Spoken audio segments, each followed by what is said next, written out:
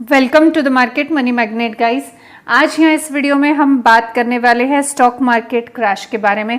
आप सब जानते ही है कि आज स्टॉक मार्केट का परफॉर्मेंस हमें बहुत ही खराब देखने को मिला है। ड्यूरिंग द मार्केट हमें निफ्टी में 1% की गिरावट देखने को मिली। आफ्टर क्लोजिंग हम डेफिनेटली वो अपडेट्स देखेंगे, लेकिन इस गिरावट के पीछे 5 मोस्ट इंपॉर्टेंट रीजन रहे हैं। आज हम वो भी जानेंगे और एंड ऑफ द वीडियो में हम ये भी जानने की कोशिश करेंगे कि निफ्टी कब तक रिकवर कर सकता है। तो चलिए सबसे पहले हम देखते हैं कि आज निफ्टी में कितनी गिरावट हुई। आप यहाँ पे देख सकते हैं कि निफ्टी में करीबन at the time of closing 0.72% की गिरावट है, यानी करीबन 168 पॉइंट्स की गिरावट देखने को मिली है। ड्यूरिंग द मार्केट यही गिरावट आपको मोर देन 1% की देखने को मिली होगी अगर आपने वॉच किया होगा तो। अगर हम बैंक निफ्टी की बात करें तो बैंक निफ्टी में भी आप देख सकते हैं 0.50 पॉइंट्स यानी करीबन 253 पॉइंट्स की 0.50% सॉरी और 253 पॉइंट्स की गिरावट हमें बैंक निफ्टी में भी देखने को मिली है। ड्यूरिंग द मार्केट ऑब्वियसली ये भी थोड़ी ज़्यादा ही थी। और अगर हम सेंसेक्स की बात करें तो सेंसेक्स में भी करीबन मोर देन 400 पॉइंट्स की गिरावट हमें देखने को मिली है, जो कि 0.54% तक की गिरावट हमें आज देखने को मिली है।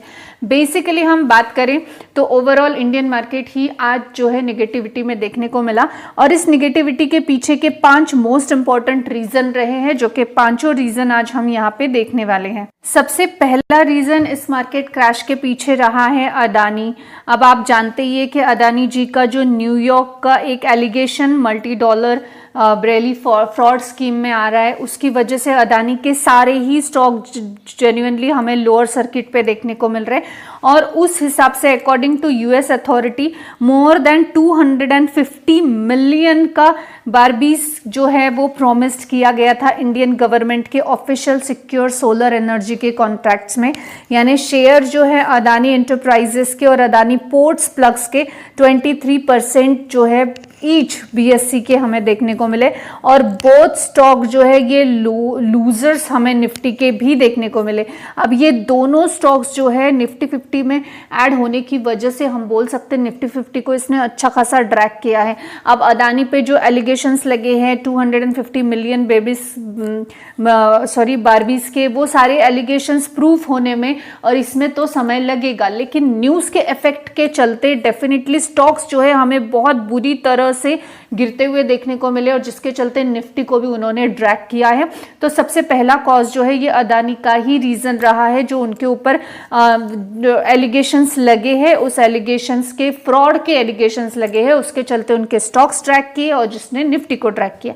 अब इसमें सेकंड अगर हम बात करें कि क्या रीजन हो सकता है जिसकी वजह से ये स्टॉक्स जो है इंडियन मार्केट जो है थोड़ा निगेटिव में है, वो हमें देखने को मिल रहा है कि concerning over a weak earnings, Q2 की जो अर्निंग्स आ रही है वो अर्निंग हमें कंपैरेटिवली वीक देखने को मिल रही है। ईयर ऑन ईयर की भी बात करें हम या क्वार्टर ऑन क्वार्टर की बात करें, दोनों भी ईयर ऑन ईयर आप देख सकते हैं स्लोअर 9 पॉइंट को मिल रहे। कंपैरेटिवली अगर हम Q1 की ग्रोथ से कंपेयर करें तो भी बहुत स्लोअर ग्रोथ है, क्योंकि Q1 में 8.9 की ग्रोथ थी, विच इज़ हम कंपेयर करें तो ग्रोथ जो है हमें कम देखने को मिल रही है, क्योंकि 9% ये हम एक्सपेक्टेडली इतना जैसे 8.9 से लेके 9.5 या 9 तक के जो ग्रोथ है, यानी बहुत ही स्लोअर ग्रोथ हमें ये देखने को मिल रही है।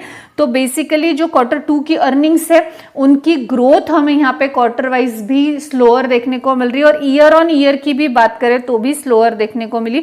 और ये भी एक रीजन रहा है क्योंकि जो प्रॉफिट रेवेन्यू ग्रोथ है वो भी 4.6 से लेके 6.3% के आसपास ही है। नेट प्रॉफिट देखेंगे तो 3.3% से लेके 4.2% 4.5% के आसपास है। तो ये स्लोअर जो है अर्निंग हमें Q2 के अर्निंग्स देखने को मिल रहे हैं, वो भी एक कारण रहा है कि डिसअपॉइंटमेंट होती है इन्वेस्टर्स को जब क्वार्टर रिजल्ट्स अच्छा परफॉर्म नहीं करते। तो डेफिनेटली ये भी एक कारण रहा है जिसके चलते कि आज मार्केट में निगेटिविटी देखने को मिली। इसके अलावा अगर हम थर्ड रीजन देखें तो जो थर्ड रीजन है ये फिर से जियोपॉलिटिकल टेंशन जो है वो एस्केलेटिंग हो रहा है, यानी जो हम रूस और यूक्रेन के वॉर के बारे में बात कर रहे थे वो वापस से फिर से उनमें वॉर का माहौल देखने को मिल रहा है, फिर से वॉर एस्केलेट होने के चांसेस देखने को मिल रहे हैं। और जो रूसियन प्रेसिडेंट है पुतिन, उनका भी हमें साइन देखने को मिला है रिवर्स न्यूक्लियर ये आप देख सकते हैं रिवर्स न्यूक्लियर डॉक्ट्रिन में, यानी वो और भी अपनी तरफ से जो है वॉर की प्रिपरेशन करते हुए नजर आ रहे हैं, जिसके चलते यूक्रेन और रूस का जो वॉर है फिर से एस्केलेट हो रहा है, जिसका डायरेक्ट इम्पैक्ट हमें मार्केट में देखने को मिल रहा है। वैसे भी जब भी जियोपॉलिटिकल टेंशन क्रिएट होता है तब भी मार्केट पे इफेक्ट देखने को तो मिलता है। इसके अलावा fourth and most important reason ये भी है कि जो फॉरेन इन्वेस्टर है इनका आउटफ्लो अभी भी चल रहा है और हेवी फॉरेन कैपिटल आउटफ्लो चल रहा है, जो कि पिछले कुछ 1-2 महीने से हम देख रहे हैं कि इंडियन मार्केट से फॉरेन इंस्टीट्यूशनल इन्वेस्टर्स जो है उनका आउटफ्लो कंटिन्यू चला जा रहा है और इस वजह से भी इंडियन मार्केट पे काफी हम बोल सकते हैं प्रेशर हमें देखने को मिल रहा है।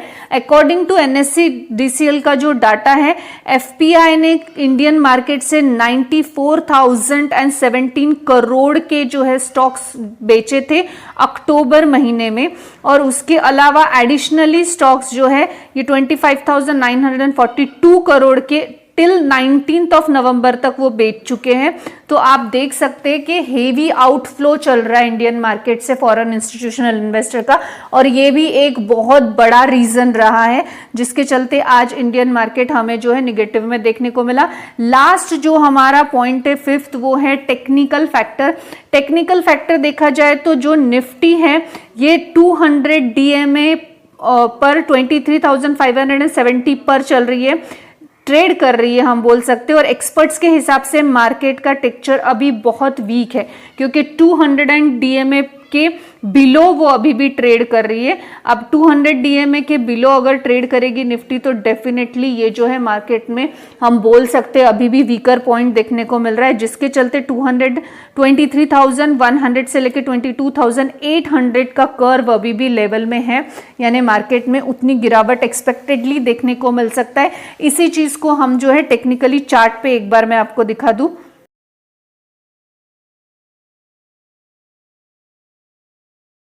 पर आप देख सकते हैं हमने जो है इनका चार्ट ओपन किया है, 200 DMA के जो है नीचे अभी बिलो होने की वजह से हमने ऑलरेडी 23,809 पर एक यहाँ पे रेजिस्टेंस रेडी करके रखा हुआ है, लाइन ड्रॉ करके रखी हुई है, और इसके नीचे अभी निफ्टी हमें देखने को मिल रहा है, यानी करीबन 23,349 पर आज जो है निफ्टी हमें देखने को मिला।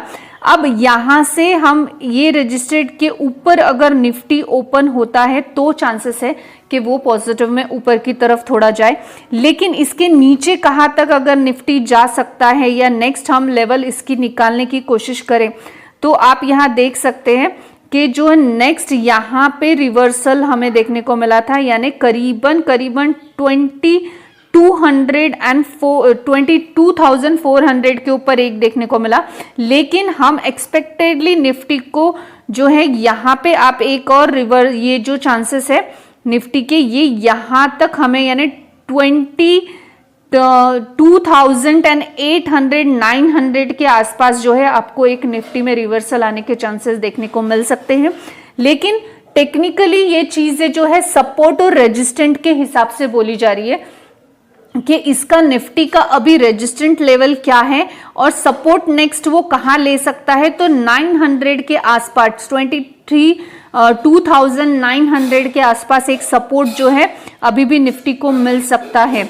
लेकिन अगर हम देखें कि एक सस्टेनेबल यहाँ पे निफ्टी में रिकवरी हमें कब देखने को मिलेगी, तो जैसे ही RBI रेट कट करेगी उस वक्त हम बोल सकते हैं कि थोड़ी बहुत रिकवरी हमें देखने को मिल सकती है। जैसे फेड ने रेट कट किए और US मार्केट में एक थोड़ी स्टेबिलिटी देखने को मिली, बस वही सिस्टम हमें यहाँ पर भी देखने को मिल सकता है। जैसे कि हमने लास्ट वीडियो में भी ये चीज़ को कवर किया था कि RBI की तरफ से किसी भी तरीके का कोई भी सपोर्ट देखने को नहीं मिला। इन्फ्लेशन लेवल हमारा जो है 6 के ऊपर ऑलरेडी जा चुका है, तो इसके लिए रेट कट करना ज़रूरी था, लेकिन RBI ने ऐसे कुछ किया नहीं, जिसके चलते मार्केट पे वो भी एक इम्पैक्ट हमें देखने को मिलता है। तो जब ये RBI की तरफ से थोड़ा सपोर्टिव सिस्टम हमें देखने को मिले तब हमें एक मार्केट जो है थोड़ा अच्छा मूव देता हुआ देखने को मिलेगा। लेकिन हम ये चीज़ जब तक जियोपॉलिटिकल टेंशन खत्म नहीं होता, आउटफ्लो जो चल रहा है वो खत्म नहीं होता, तो ये चीज़ें चलती रहेगी मार्केट में, और मार्केट में एक अच्छा टॉप पीक आने के बाद में एक अच्छी खासी गिरावट एक्सपेक्टेड रहती है। लॉन्ग टर्म इन्वेस्टर्स को इसमें डरने की कोई बात नहीं है अगर आपने फंडामेंटली स्ट्रॉन्ग स्टॉक्स में इन्वेस्ट कर रखा है तो। बाकी जो मार्केट है ये इसी तरह से काम करता है। मार्केट कभी भी आपको एक लाइन में ऊपर नहीं जाएगा।